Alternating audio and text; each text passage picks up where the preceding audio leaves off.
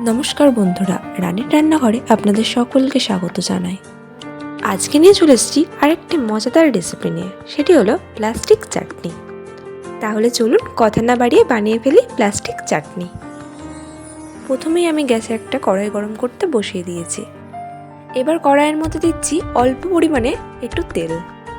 তেলের মধ্যে দিয়ে দিচ্ছি অল্প একটু সর্ষে আর একটা শুকনো লঙ্কা। এখানে আমি পেঁপে গ্রেট করে নিয়েছি। এবার এই গ্রেট করা পেঁপেটা আমি ফোড়নের মধ্যে দিয়ে দেব। এবার এই গ্রেট করা পেঁপেটা এই তেলের মধ্যে একটু নাড়াচাড়া করে নিতে হবে।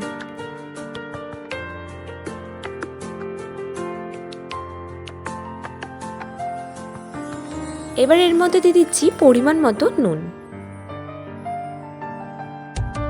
আবারও একটু নাড়াচাড়া করে নিতে হবে। এই পর্যায়ে এখানে দিয়ে দিতে হবে 2 বাটি জল।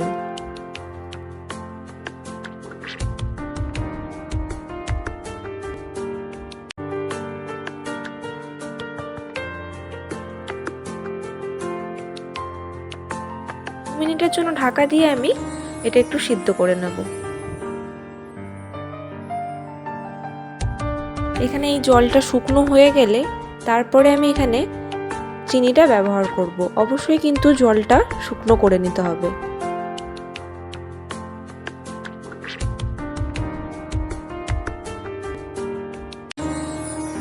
এই পর্যায়ে এবার দিয়ে দিচ্ছি পরিমাণ মতো চিনি। এখানে কিন্তু চিনিটা একটু বেশিই দিতে হবে, যেহেতু এটা চাটনি তাই চিনিটা একটু বেশি লাগবে।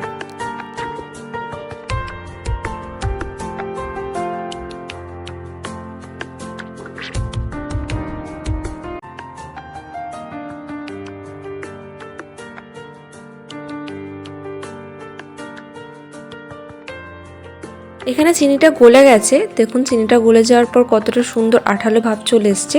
এই পর্যায়ে আমি দিয়ে দিচ্ছি কিশমিশ আর কাজু।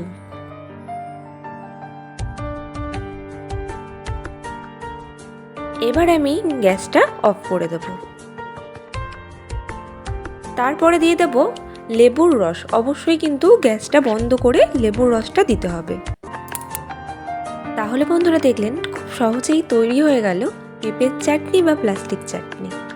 আপনাদের যদি এই রেসিপিটি ভালো লাগে তাহলে লাইক, কমেন্ট আর শেয়ার করবেন। আর আমার চ্যানেলটি যদি এখনও সাবস্ক্রাইব করে না থাকেন তাহলে সাবস্ক্রাইব করে দেবেন। আর পাশে থাকা বেল আইকনটি অবশ্যই প্রেস করে দেবেন।